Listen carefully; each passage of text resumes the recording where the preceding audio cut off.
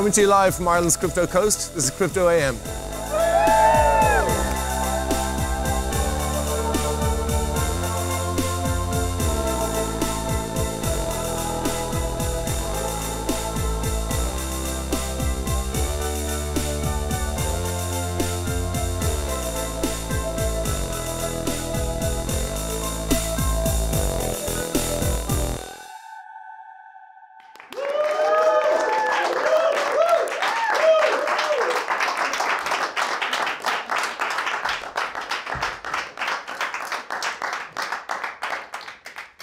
Beaming to you live to your pockets and your homes. It is Crypto AM. We are shooting from our Harbour Innovation Campus in sunny Dunleary. This week we're going to be talking all about money and cryptocurrency, how money is changing cryptocurrency, how cryptocurrency is changing money. We're going to be joined by two CEOs, one from a traditional money messaging app that was one of Ireland's big tech investment success stories from last year, which is Plynk, their CEO Charles Dowd, and also CEO of CoinMetro, who I am working as an advisor for. They're in ICO at the moment, so one of the new generation of exchange platforms. So we're going to be talking with Kevin and Charles shortly. We also have Kelsie giving a report in from Australia. From her travels, I was away myself as well. I just got back from Zurich, and I was in Georgia last week as well, so I got a little report from that. Let's first off tell you a little bit about ourselves, Shauna. Yeah, I'm Shauna Scott. I run sexshop.ie, Ireland's first health and design focused sex shop. I'm also a proud crypto novice, and I was one of the first retailers in Ireland to accept Bitcoin as payment. Yeah, I'm Ruben Godfrey. Set up the Blockchain Association of Ireland, and now working to try and build Crypto Coast as an incubator and accelerator and some way to attract and retain crypto talent in Ireland. So also working as an advisor on a few ICOs. You might see my beautiful face attached to them. Later on we'll catch up with the rest of the team. First off, we're gonna do a bit of a news roundup.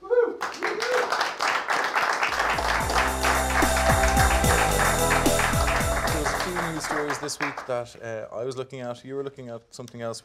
We didn't really cross over too much. What were you looking at? Yeah, so I have one local story and one kind of international bit of like fun crypto news.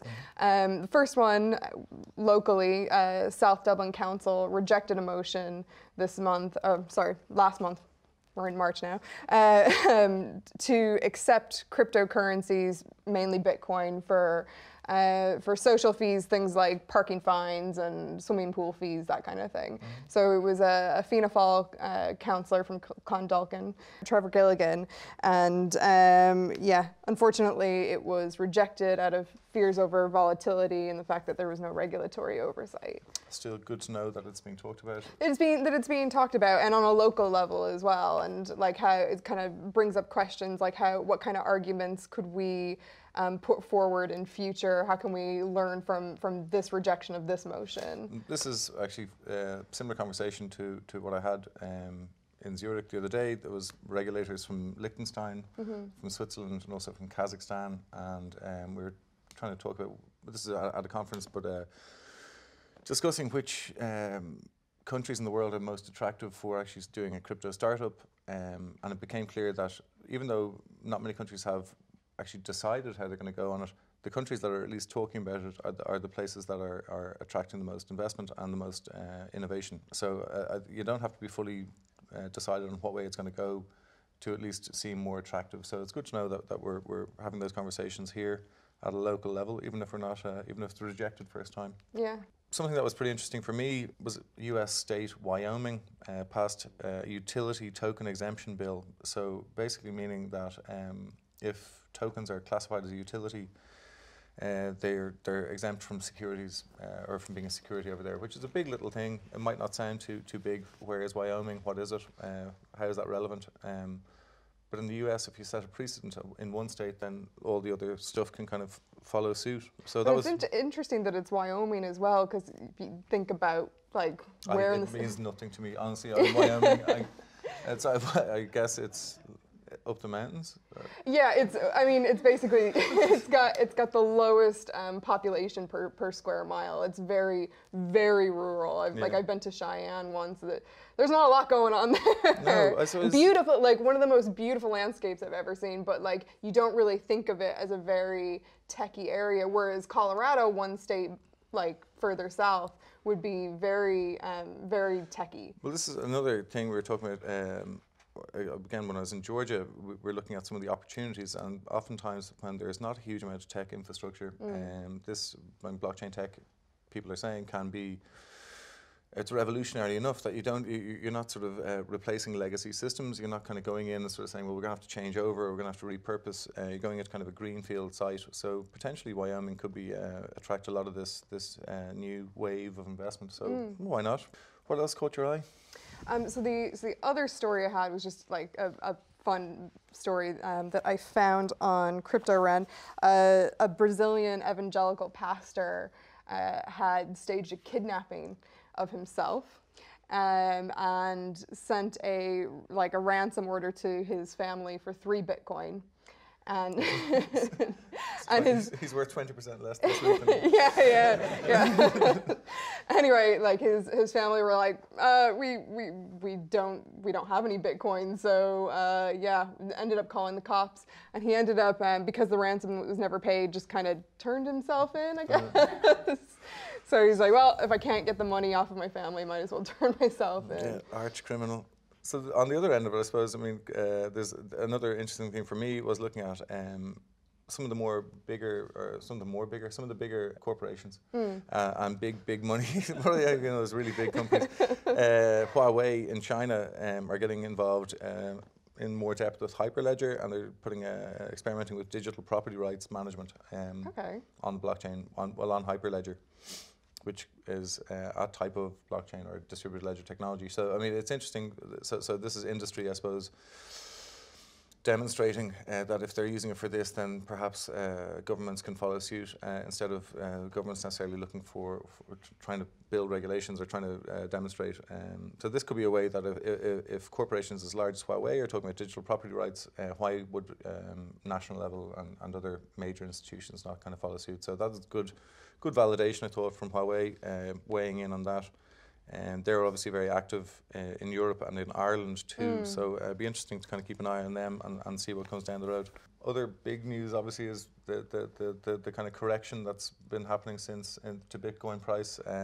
As the moment, it's about 20% down on what it was last week, or it's been sort of dropping, and people are kind of getting a little bit unsure. But I feel that it's just a kind of continuing correction.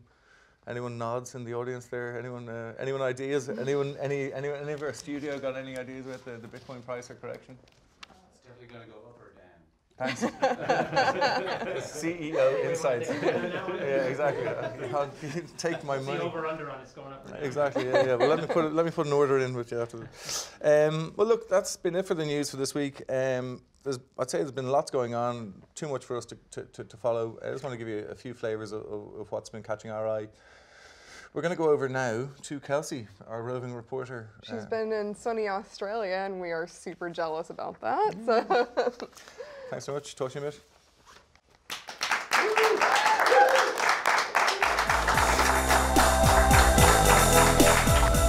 Hey Crypto AM friends, here we are at Kirribilli House for a very exciting event. We have Charlie Lee, the founder of Litecoin, in town. So what happened is he put out a tweet on Friday night asking for a bit of help booking up a venue and getting sub 700 people along to an event. And the tweet was answered by Nugget, so Alex, that runs the largest cryptocurrency YouTube in Australia. And here we are a couple days later, ready to hear from a founder himself.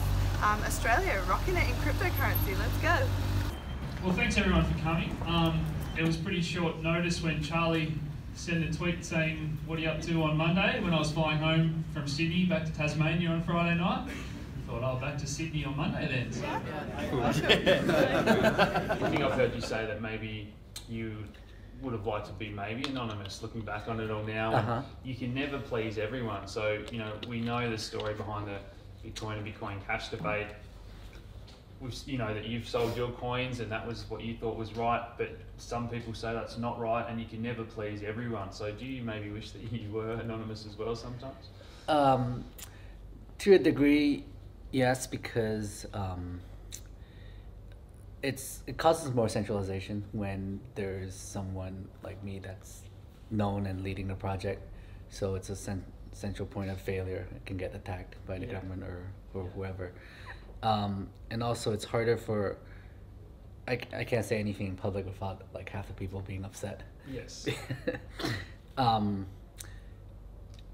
But on the other hand, Litecoin, we can be more efficient, because I can kind of tell people my vision and what I want Litecoin to head towards, and it's easier to kind of convince the supporters to go along with my vision.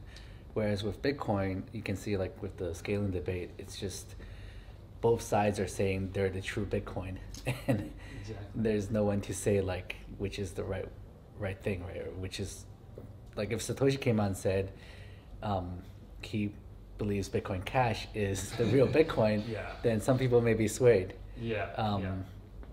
And we shouldn't laugh because we'll be upset, no matter, you're always going to upset someone. So Thanks for listening in Crypto AM. A super interesting conversation around the lay of the land, institutional investment, regulation, sort of future forecast of where crypto could be going. I actually didn't realize that Charlie Lee sold out of his Litecoin, which is kind of interesting for a founder, something that he's caught a lot of slack over, and said that he was sort of disappointed around the community reaction on that because his investment is his private choice. Interesting. So stay tuned for our next check-in. Who knows where in the world we'll be. Lovely to have you. Thanks for that, Kelsie. It's fantastic to see interest in this space growing. If you have an interest in cryptocurrency and you want to speak to experts one-on-one, there's loads and loads and loads of great events happening all across the city. So we're going to put a link below to some of those events, so you can check those out. We're going to take a break for the moment, and when we get back, we're going to be joined by Will and Luke for our ICO reviews and talking about the markets a bit.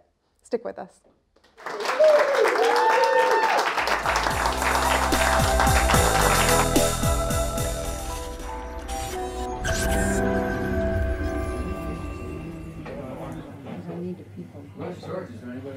So TAM stands for Tokenized Asset Management. Essentially what the TAM is a way for asset managers to trade on behalf of other clients, and for clients to buy a token, sit back, and let the asset manager trade for them. It works like this. The asset manager creates a token on our platform using a system basically built off of our ICO Express platform. Once that token is created, let's say it's called Asset Manager 1, that token is priced at a base rate. Let's say it's priced at €1, though it's payable in XCM. After the asset manager starts to advertise this token, obviously on our platform, investors come in and buy that token. All the funds that come in from buying that token get placed into a master account. The asset manager trades that master account, and the profit and loss of that master account basically dictates the price movement of the token.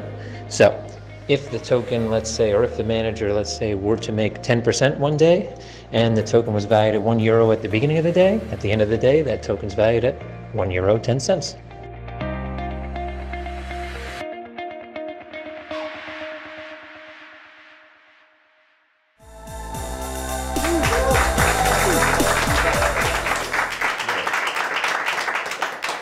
Welcome back. Again, we're going to be here with Will and Luke looking at some ICOs. We were going to do a market review, but it didn't make great reading this week, so we'll probably leave it alone. Huh? We looked at two ICOs, both relating to money, Acorn and SaveDroid. Who took what? Nice shirts, by the way, lads. Thank you very much. Thank you. Colour coordinated match. Who did what? Acorn and SaveDroid. Which one? I did SaveDroid. Yeah, I took the Acorn Collective. Okay, Acorn Collective. Tell us a bit about that. So the Acorn Collective are basically a decentralized crowdfunding platform like Kickstarter or Indiegogo. It's quite ironic because ICOs in themselves are technically crowdfunding mechanisms. So what they aim to do is replace platforms like Kickstarter by reducing transaction fees and fees from campaigns. So essentially, if you have a product and you want to build it, you go onto their platform, you list your campaign, you say, we want, say, €1 million, and then anyone who invests in your product will get the product when it's created. So this is their in ICO at the moment, or what phase are they at? So they're going for ICO on the 28th of April, but they successfully closed their pre-ICO. Did they? Yeah. Yeah. Sounds a bit kind of moot. I mean, what's the point in it if it is? I mean, So the point- yeah, like you say, it's an ICO for The point an is, ICO. ICOs you won't have to be a cryptocurrency to run a campaign on their platform. So anyone can run a campaign on their platform. So if you have a food shop where you want to start creating healthy food, you can go onto their platform, do Kickstarter, and you don't have to run an ICO, so you don't have to issue tokens. You won't be reliant on cryptocurrencies. So from a user's point of view, you think it makes sense, or? I don't know if it necessarily makes sense, but what gets me is the crowdfunding industry is huge. I think by 2025 it's projected to grow revenue between $90 billion and $1 trillion per year, and that's excluding ICOs primarily. So for people who do want to raise money through crowdfunding and eliminate those transaction fees that Kickstarter have, I think it does make sense. Okay, but this company's business model is what then? If they're not going to be, if they just want to make money instead of Kickstarter making money, or? So the business model, they're going to have feature projects, so you can pay for a feature project to be listed at the top of their campaign. And as well as that, they're actually going to offer consultancy services. So they're going to help these projects grow from a technical perspective, marketing perspective, business development, and take a fee for that. So it's kind of like an incubator sort of. Yeah, and one weird thing that they had was that they're also going to use some money that they raised to invest in real estate. Real estate, ICOs, and securities. Yeah, it's very random, and they've projected that for every $1 million that they invest, they'll get between 50,000 and 100,000 back per year, so 5 to 10% ROI. But it's definitely just something that's out there. Where are they based? So they're based out of Gibraltar at the moment. Okay. That's their place. And to be honest, they actually have quite a solid team behind them. So the team come from a medical background. The co-founders, one is from a medical background and the other has 40 years in credit risks in the banking industry. And they have guys who have cybersecurity experience, guys who helped, who are contributors to the Bitcoin core development. Yeah, marketing strategists, startup developers, and then they also have, I think, 12 advisors, a lot of them who have blockchain experience themselves too. But does it not, I mean, to me on the surface, it sounds just like it's an outright security token. Yeah, right? so what's the token? I mean, they don't really address that in the white paper, and it's one thing that I would like to learn more about, but they don't address it at all really, and there is not a huge amount of utility to it, so it probably will be a security token. But it seems like it's a platform that exists already successfully. No, I mean, if you take Kickstarter, you don't need blockchain in order to run Kickstarter, right? No. So even to remove some of those transaction fees, all you have to do is to make it cheaper, to do it in a way that, so they don't have a huge USP, but if they can develop a platform that is a lot cheaper than Kickstarter, I think they might get some good traction. Well, sure, you and I could do that. Like, I mean, we could, you know, for sure. Okay, but they've hit their soft cap already, is it? Or they pre-sale close successfully. And what's their soft and hard cap look like? Their hard cap is $100 million, and their soft cap is $5 million. What would they do? What's their plan for $100 million? They don't have a huge plan. That was one thing that worried me a lot. Buy more property. That's what I was thinking. Maybe they'll be using a lot of that for. Have they even talked about where the property would be, or is there anything like that? No, there's only a few paragraphs in the white paper about investing in properties, securities, ICOs too. They also said that they're going to use their money to invest in ICOs. Okay, and venture capitalists. And how has this been scored? I mean, how's it been received? What's the community like? They have a 4 on ICO bench, and I think they had 44 expert ratings. And what's the name of it again, just? So it's the Acorn Collective. The Acorn Collective, okay. And I contacted them on Telegram. They couldn't actually Skype in today, but they're going to be watching this one. What's their Telegram? No, I'm sorry if I'm a bit. This is the first I've heard of it. It does sound like I'd love to hear how you're addressing the securities issue, particularly if you're based in Gibraltar, because I mean I think it's pretty clear, or I don't know, it seems to be something that would have to be addressed very soon. Yeah, they have 8,000 members in their Telegram group, so they've some good traction already. Mm-hmm. Interesting. Yeah. So what's your take on it? How do you feel? What's your gut? I think they have a USP in the sense that they can reduce transaction fees, but you're right that anybody can do it. But I guess that's the same with a lot of projects. If you have a good team behind it, and you have a good idea, and you have a good user base, generally you can do well. But it's a case of it's really a case of taking the users from places like Kickstarter and Indiegogo, and they haven't talked about how they're going to do that. So it's a nice idea. There's a great team. They've got a good momentum, but there's a few issues. But will that momentum continue is the question. Yeah, excellent. Okay, well, thanks very much for that. Yeah, no worries. Will, tell us about who are you looking at? SaveDroid. SaveDroid, they're a German fintech firm that they use artificial intelligence to build a platform for saving money and investing money. Okay. What's your feeling on it? Is this kind of just another one that sounds kind of the same as? Well, there's ICO actually closed on Friday. Okay. But I'm talking about it because I think they identified 2 good issues in that getting into cryptocurrencies can be quite inaccessible to average people, and also saving money is difficult and sometimes boring, is the way they described it. So with regards to the market, they didn't actually give an in-depth analysis of the size of the market.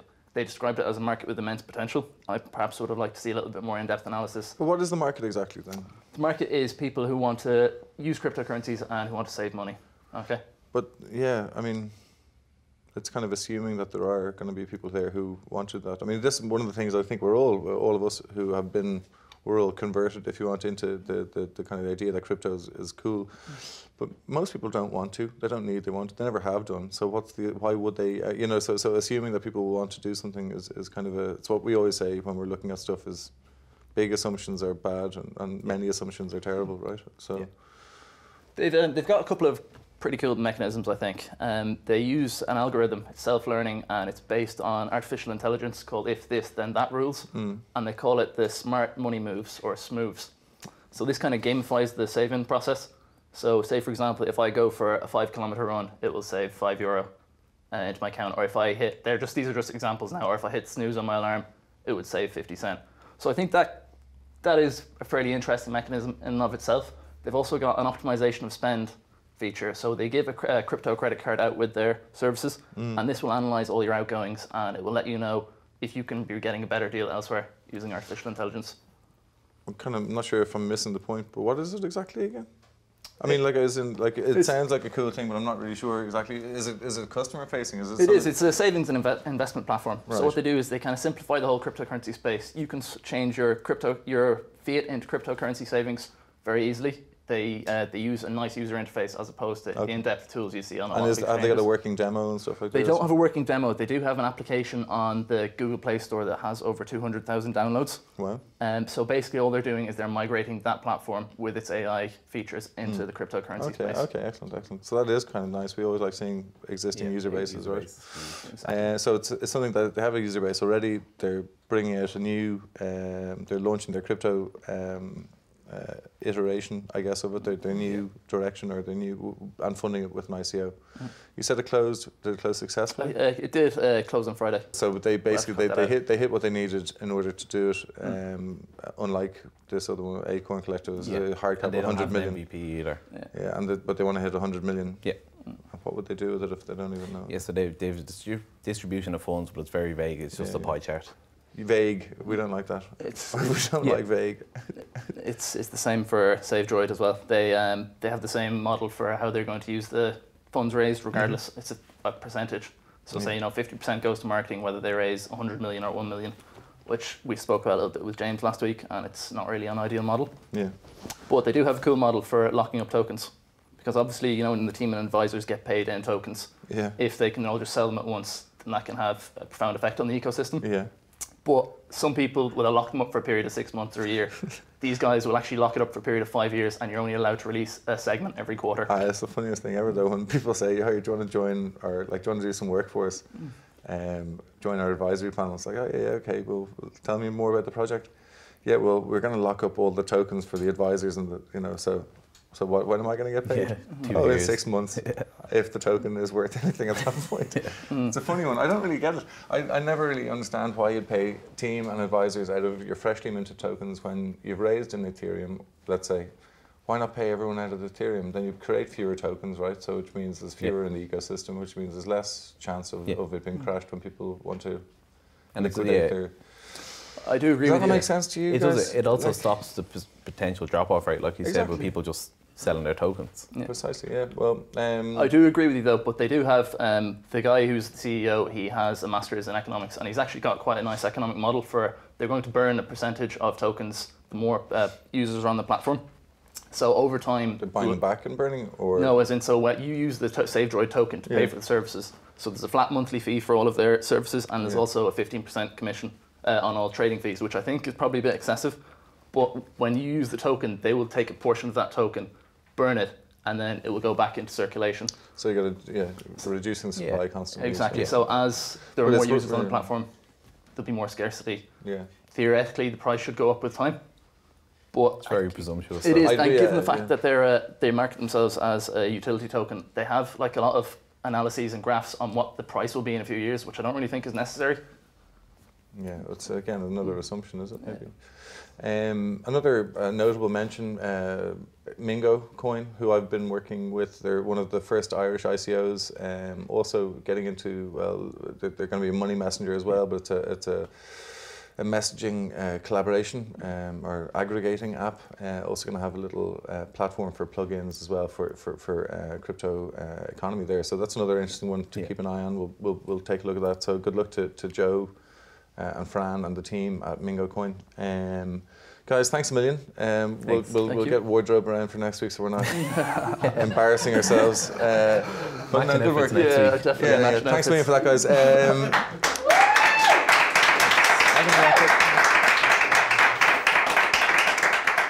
So yeah, money, we could talk about many ICOs. There's going to be more, and I think it's something we'll probably come back to again at some point. I've been busy this week, or since the last show. I just got back from Zurich, where I mentioned earlier on that I was speaking alongside some really interesting people, the likes of the CEO of the Tezos Foundation, who we mentioned on the last show, Johan Havers. We mentioned also, I was speaking alongside the Prince Michael of Liechtenstein, as you do, and so that was good crack. I was also in Georgia last week, invited over by the guys from Kepler Tech, who we're familiar with. Kepler Tech is a very ambitious project run by Georgi Topuria, who expertly hosted me. So if you want to take a look at this little video, we'll maybe get the guys on the show in a future date. But here's my little vlog entry from Georgia.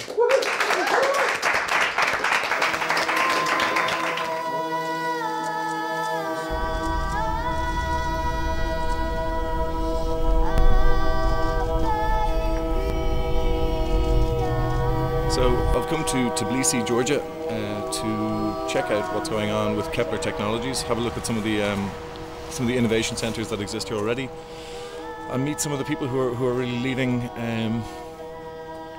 this innovation. I'm Georgi. I'm the CEO of Kepler Technologies, and we are now at the Techno Park, one of our partners. So we will make a brief tour, an introduction tour of what kind of technologies do we have, where we stand, and what kind of capabilities do Georgia has? Hello, I'm Levan. I was the lead of the group which founded the first technology park in Georgia, and also I'm the technical director in Kepler Technologies, and so we are like planning the technical side of our project, like infrastructure, high-tech laboratories, high-tech factories. So this is the Free University of Georgia. This is one of the best universities in terms of technologies.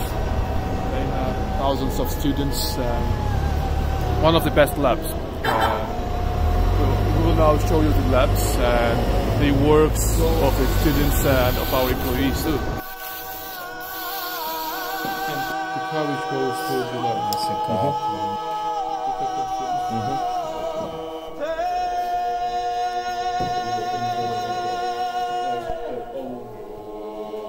Workstation. This is for electronic engineering, radio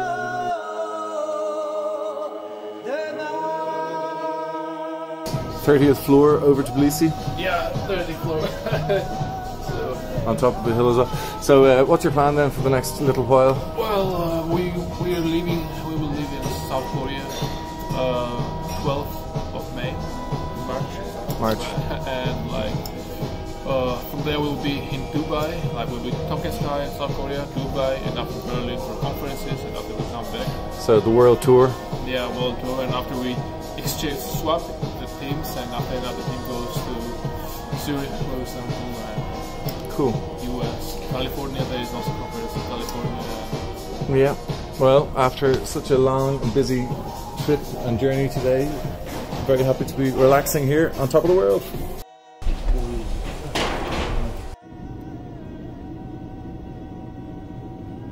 It seems like there's a lot going for this place.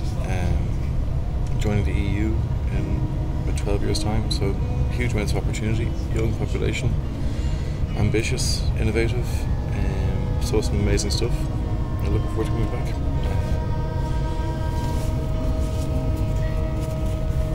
fit right in.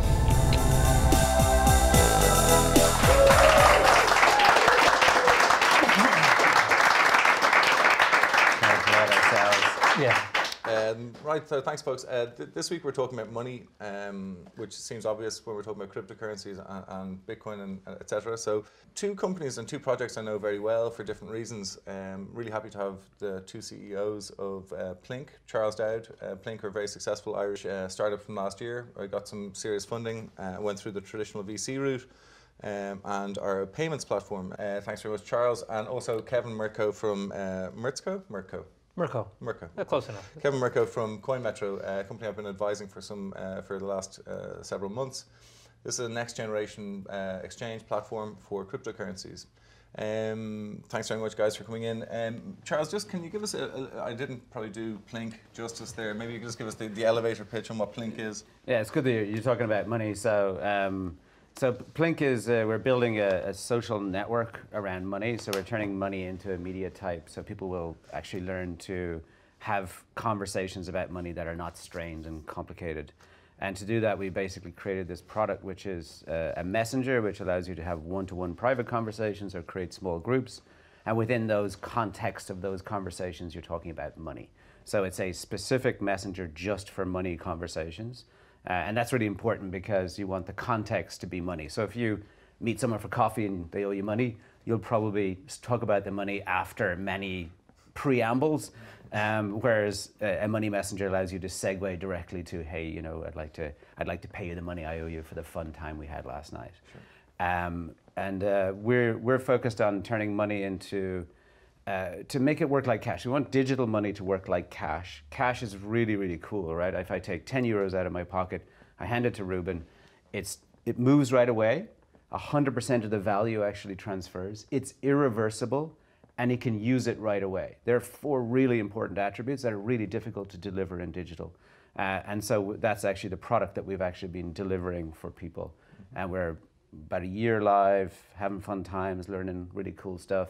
And I'm really excited about the fact that we can change money without actually necessarily jumping into crypto. Well, I think when we spoke, I mean, when we first met, I guess it was before you guys had done your funding. I will get back to that in a second. And Kevin, maybe just give us a quick overview of what CoinMetro are, where you are at, and maybe how you differentiate from other traditional money exchanges. Sure. So I think at the core, we're actually looking to bring traditional money, what people would consider traditional money, or fiat money in this space, into the crypto realm, and simplify the way that the money actually transmit, almost like what Charles talked about, in the sense that obviously cash is you can give somebody cash. It's very easy. It's simple. Nobody is going to have to read a white paper to figure out how to move 10 euros from one person to another. And right now in the crypto space, it's difficult. Even if you know what you're doing, it's difficult. So the core of us is simplification, which comes from the regulatory side, so actually embracing regulation, attempting to help regulation expand and make sure that the regulation is done correctly so that we can merge traditional finance with crypto. Because at least in my eyes, if we don't do that, the road forward is going to be much more difficult, especially for exchanges that are currently operating. So I want to kind of throw this at either of you and see, but I mean, so we're talking about digital money versus cryptocurrency. Would one of you like to kind of differentiate the two terms just for people who wouldn't be so familiar? Or, well, how can you differentiate? What are the strengths and weaknesses? Or? So maybe I'll take the digital bit. Sure. Yeah. So first, what we mean by digital is no physical manifestation. So you sign up in an app or online, you verify your identity through a digital process. You identify and find your friends and contacts through a digital process. You execute everything in a digital world. And there's, even when it comes down to making transactions, for instance, paying at a point of sale or whatever, we do Android Pay, Apple Pay, Samsung Pay. So literally end-to-end sign up all the way through to transferring funds and getting it spent you never see the physical light of day. That's to digital for us, essentially. So maybe the crypto side. Yeah, I think for me, I'd probably say digital money is the virtualization of physical currency. Sure. Where crypto, in and of itself, is obviously is a protocol. There's a protocol behind it, which is the blockchain for sure. And it's illiquid by its very nature. That's not, if you're not tying it to a fiat currency. So fiat currency obviously have inflation and deflation and all these other things tied to them, where crypto, in its essential nature, does not. So I guess that would be that. So, I mean, cryptocurrency has been hailed as being the next generation of payments because of this cryptographic security that you get with it. Now, Charles, why is that not necessarily on your digital payments platform? Or is it something that you even, is it roadmapped? I mean, I know we spoke in the past about, and I wanted to kind of get back to this, but we spoke in the past about, well, why not crypto involved in Plynk? And you had some strong reasons at the time. I wonder how that thought process has developed. Or regulation is one. No, and the reasons are actually really simple. So one of our core attributes is we want, like, you take the cash element, right? If I hand you 10 euros, it moves instantly 100% of the value. I can't do that with crypto. Like, you know, unless you go ahead and you basically create an at-risk pool of cash that essentially that you use to actually manage the settlement piece. But this is, you have the settlement piece. This is what Plynk essentially has, that layer of liquidity. As, because cash doesn't. If I tried to transfer cash from my bank account or from my Visa card to you guys through traditional methods, it would take several days, even if it is SEPA digital bank transfer, right? Yes.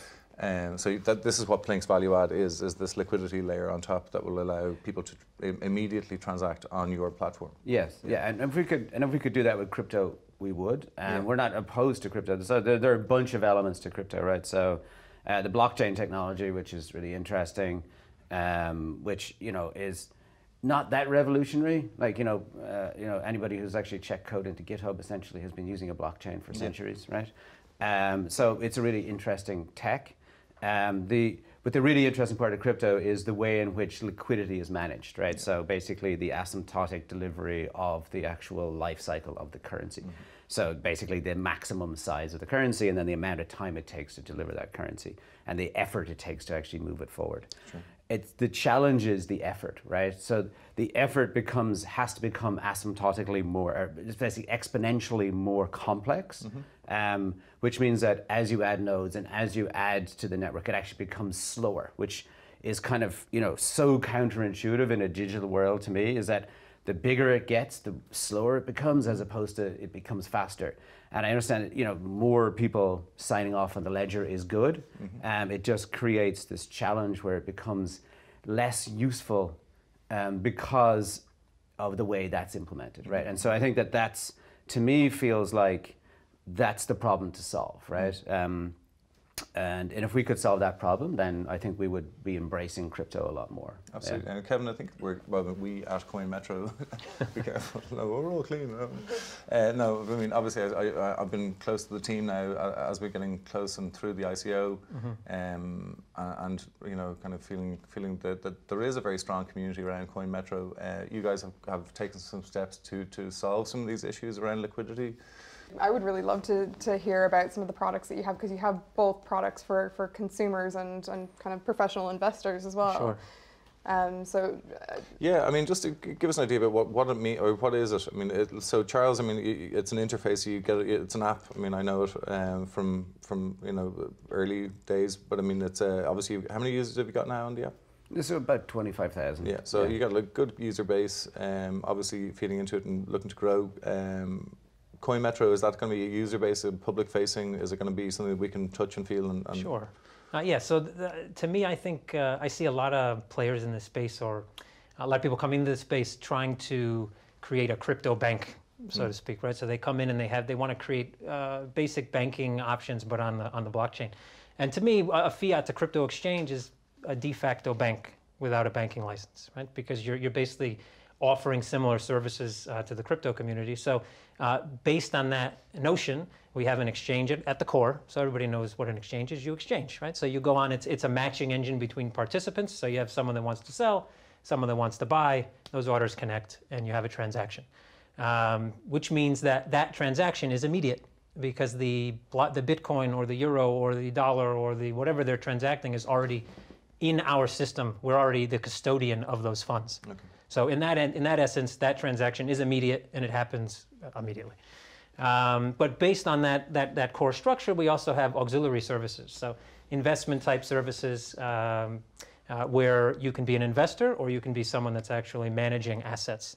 And then off of that, there's other auxiliary services. So like I said about the simplification of crypto, right now to get money in or out is daunting, even if you know what you're doing. Even if you have a checklist and you've done it before, it can be daunting. So there needs to be ways to get not only liquidity in, but also get funds out, and it needs to be simplified. So that brings in debit cards, that brings in merchant services, that brings in a whole realm of other services that generally would come from a traditional financial institution like a bank. Yeah. But in this case would come from an exchange. Well, when we talk about money and I guess transacting value and looking at ways that both your platforms and projects are impacting it, how have traditional financial institutions or traditional, I suppose, credit cards, etc. What's the reception been like with them? I know the answer to this, but I'm just reception might be a strong word, Ruben. Yeah. This is the quick story that I usually give when somebody asks that question, because that question gets asked a lot. So you could walk into a bank today with a business plan. Take a business plan out of crypto, basically a white paper, and remove crypto and blockchain from that and present it to a bank, and they will be quick to open you an account. Oh, this is great. Please bring us your business. And then somewhere really small in the corner, you write the word blockchain, and they happen to notice it, and they kick you out of the building. That's essentially what right now the overall reception is to the. So for us, and so I come from the FX space, and my FX broker is regulated in Vanuatu. So I'm just waiting for a few laughs. No, it's like so yeah, Vanuatu, and we've been able to get banking, and the way to do it, and the same thing here in crypto, the same thing is you go regional first. And once you have regional relationships, you're able to piggyback on regional relationships, because usually those regional banks have larger shareholders that are larger banks. So you can go from regional to multinational on the back of that relationship. And so we did it in Forex, regulated in Vanuatu. Again, please hold your laughter till the end. And the same thing kind of happens in crypto. There's a lot of cross waves between retail FX and crypto. It really is. There's so many similarities between how the industries kind of started, how they became regulated, where they are today. For me, one of the interesting things about having you two guys on the same couch is that, Kevin, you're obviously Mexican. Yeah, for sure. Everybody could figure that out before. No, you are technically Mexican, right? I am technically Mexican, yeah, naturalized Mexican citizen. And Charles, you're Irish. And so and again, just we look at the funding, the VC versus ICO, regulation versus sort of. Regulated, very strict. I mean, incubated in Bank of Ireland. We were alongside each other, Blockchain Association of Ireland and yourselves. White hat, black hat, basically. Grey hat. Grey hat. Trying to become white. Exactly, and then the largely unregulated space of ICOs and crypto investment. What are your own thoughts? I mean, Charles, what's your thoughts on the ICO space as somebody who you chose not to go that route? Yeah. I don't understand it enough. That's the honest situation. That doesn't stop many people. I learn by doing. When I look at the ICOs that are out there, I'm a mathematician by graduate, so I can actually read the white papers, and most of them really are. I can use expletives, piles of shit, right? They're actually just self-referencing, recursive garbage, right? And you read it and go, wow. And like, even Ethereum actually, has like stuff in it that you read and go, this is just, people actually trying to make something super intellectual when it's not, right? It's literally, wow. So you put some pseudocode inside a block and you can execute that. That's great, right? At the end of the day, that's the entire thing, right? And so many ICOs have been built on the back of this Ethereum idea, which this idea that they're smart contracts, so just little bits of code, right? Which are really interesting, but actually don't solve a huge number of problems in my mind, right?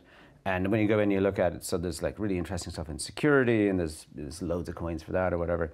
I think if we have a real valuable way to describe how a crypto token could actually help our business or help our customers and make money move faster, make it more instant, make it more fun, then we would actually adopt that and do that.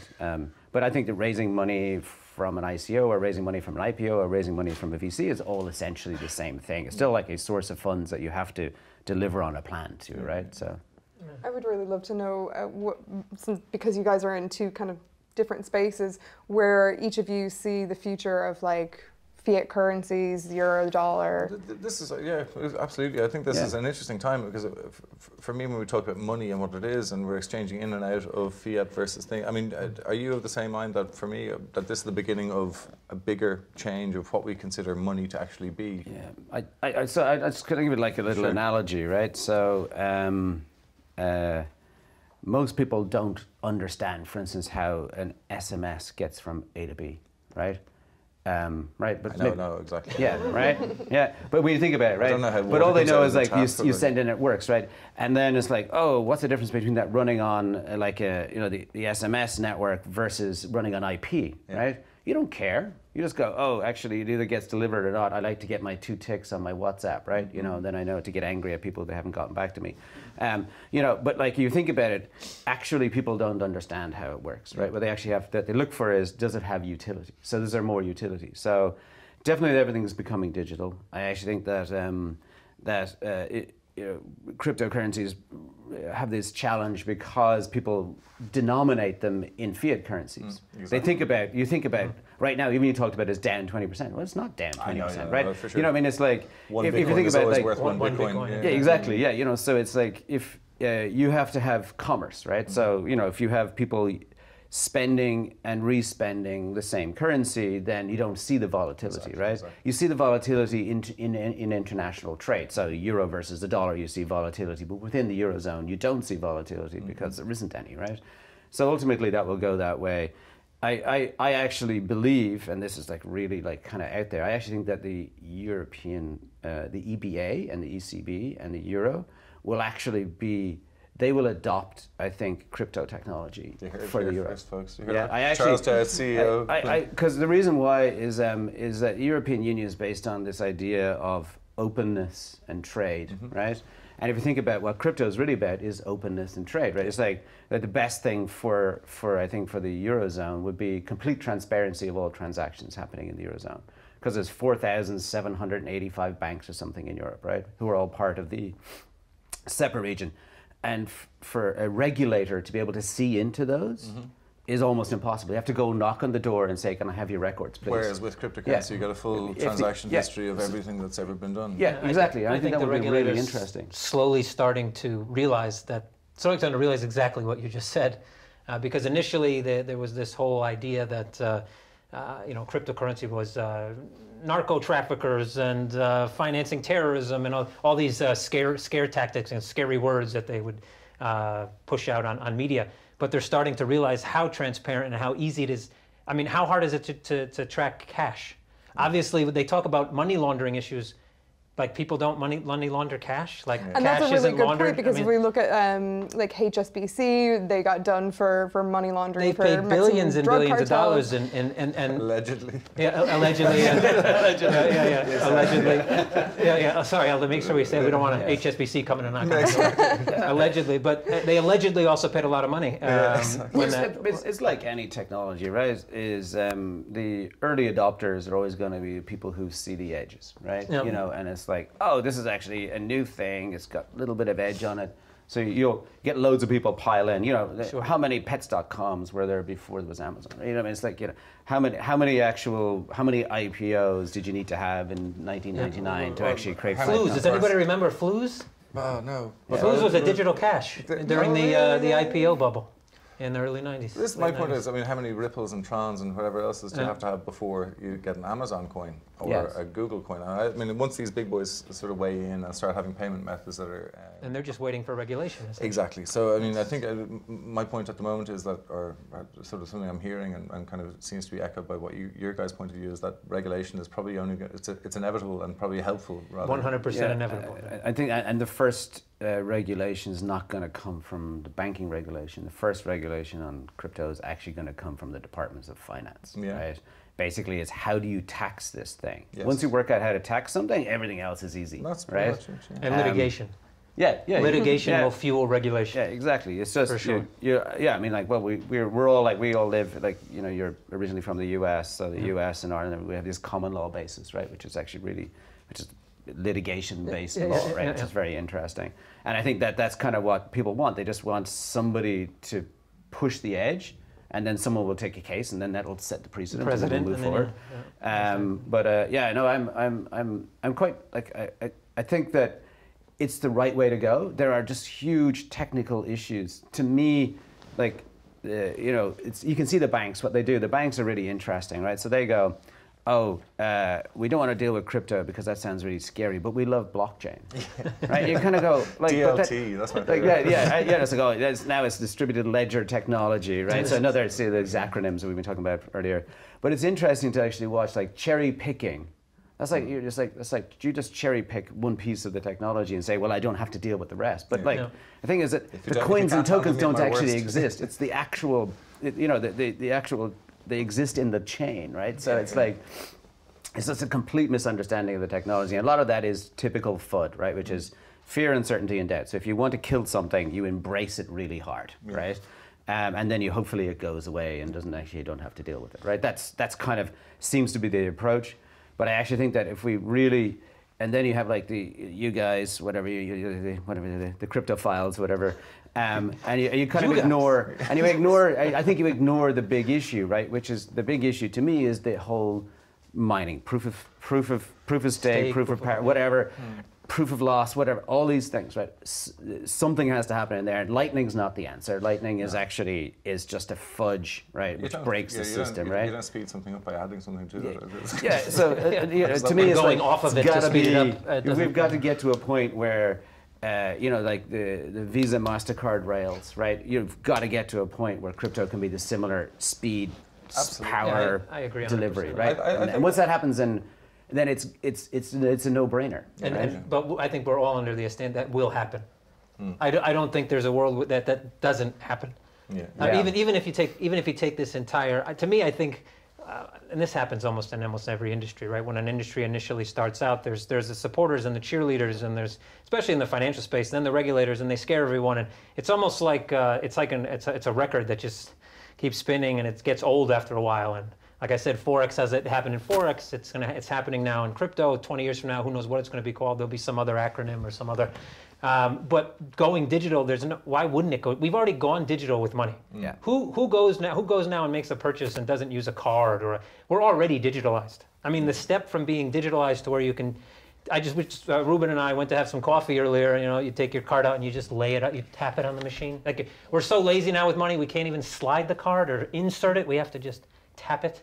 You know, I mean, so we've already gotten to the digitalization point. It's really just almost not even a step. It's like a half step to get to digital money, and I think we're not even that far away. I hear 36 months. I think regulators are going to move so fast to come together and just take I wouldn't even call it currency, but crypto assets and merge them into existing laws, and then you're going to have all the lawsuits and all the litigation that's going to follow. It's going to set so much precedent, and it's going to happen very fast. It's going to snowball.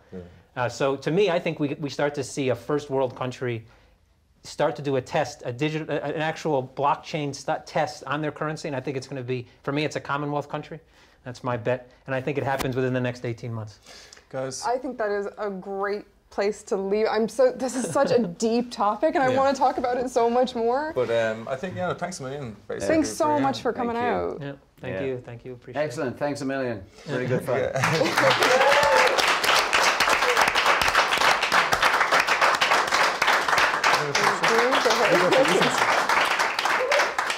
So that's our show for today. Really, really great chats with the lads, and really interesting to see like where currency is going to be taking us in the future, the evolution to cryptocurrency, or where traditional currency is going to go. Do you have any final thoughts for today, Ruben? Thanks very much to our guests, to CoinMetro for making it out here. Kevin all the way from Estonia, where they're basing their new office, and also for their continued support. They want to be along and helping out Crypto Coast, Crypto AM. All the way with that. So, and also to Plynk, to Charles Dowd, who's a very busy man. So really appreciate his time and coming out on a Sunday. Particularly after, I should mention, all of our huge success in the rugby yesterday. So, Of course, we're going to put links to all of our guests in the description of this video, and as always, like we're a new show. We rely on our viewers to sort of share the knowledge, share the video. Make sure to like and subscribe as well. Make sure to sponsor. To sponsor. And if you have any comments, be sure to comment and let us know how fabulous we are. So yeah, spasiba, madlava, gormil mahugut, and we'll see you again. Thanks very much. And Paddy will be here next time. Thanks. Yeah. Cheers.